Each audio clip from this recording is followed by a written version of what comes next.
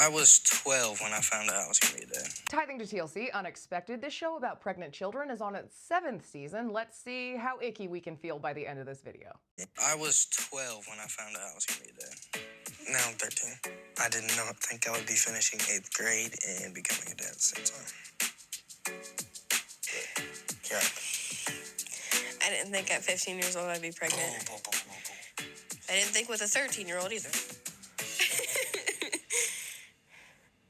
If you're new here, which a lot of you are, I run a long-standing series called Tithing to TLC, the Learning Channel, because that network is responsible for things I can't even believe they haven't gotten in trouble for, and I'm just not going to pull my foot off that neck until at least something happens. Unexpected begins its 7th season tonight and follows around pregnant children. I'm not going to say it the other way to make people comfortable or twist the language like people like to. And this season is making a huge splash because of those clips of Bella and Hunter, which are by far the youngest people who have been featured on the show, and it makes people very uncomfortable because it brings up the question of awareness or exploitation. I'm more on this side. Obviously, I'm not saying what to do with your body or how to take care of it, but I am saying I don't know if TLC needed to make money off of it. The show hasn't premiered yet. How do Bella and Hunter already have controversy? Well, because the interneted, and between a lot of commentary from people who actually know them in real life, it seems that perhaps this was something that was a bit orchestrated despite their age. Not to mention, I'm going to get to how pay would work in this situation after we watch this next clip. I took a golf class, so I think I'm going to win. Like we should have sent you to a second class. Dad, I took the second class and failed that one, but I passed the child growth and development class. Oh, good thing. I was trying to prevent teenage pregnancy. The condom broke. Oops.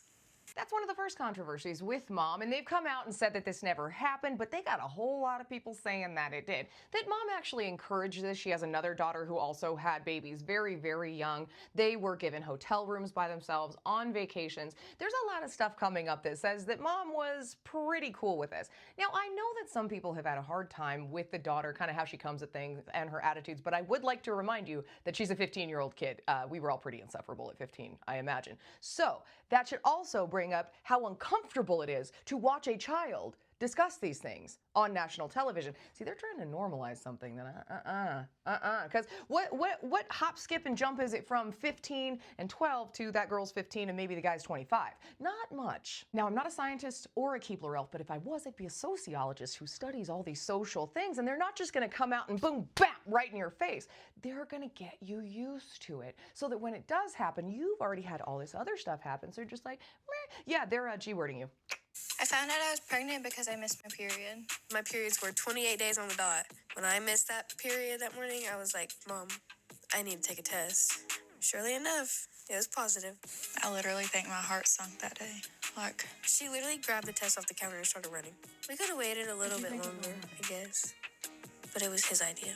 So. not to get pregnant. No, not to get pregnant. To have. Is it hard to talk about with your mom sitting right here? Because No, she knows. Like, I'm very I don't like open, but, like, all he wants to do is have sex. No, thank you. what? Because I'm not going to get pregnant again. I'm already pregnant. Oh my gosh. Judges, I bring my own. Judges, can we go ahead and get a hard drive check of all the CEOs and producers that have been involved in this show for the last... we can't. Oh, okay, cool. So anyway, thanks. So I tried.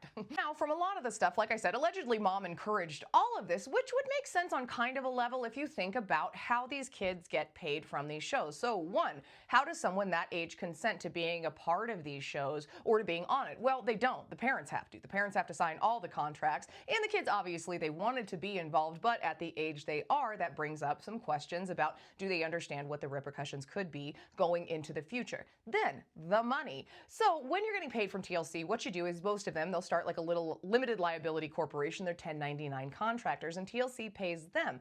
Them would be the parents, either set of parents for either kids. Now, that payment account belongs to the parents. It does not belong to these children, and there are not any laws in place that protect their money. Well, what about Coogan laws? Well, first of all, they don't have Coogan laws in Arkansas where they're from, and second of all, Coogan laws, a lot of people don't realize this, do not cover YouTube kids or reality television show kids.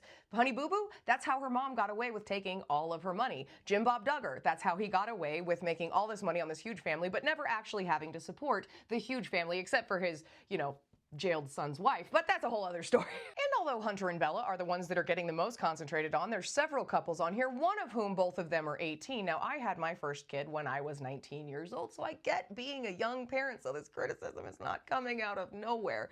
And it's certainly, I do not regret it, but it wasn't a walk in the park, and I do wish I had been more mature in a lot of different parenting situations. This show premieres tonight, February 16th, along with Top Model. We're starting that one this week, but I'm going to Short Creek, and then I'm going to be in Salt Lake City next weekend, and it's a whole thing. You guys are going to be so stoked about what's coming. Anyway, but this show premieres tonight, so don't let the morbid curiosity get the better of you. The only way to get these shows to go away and this network to go away is to stop watching them.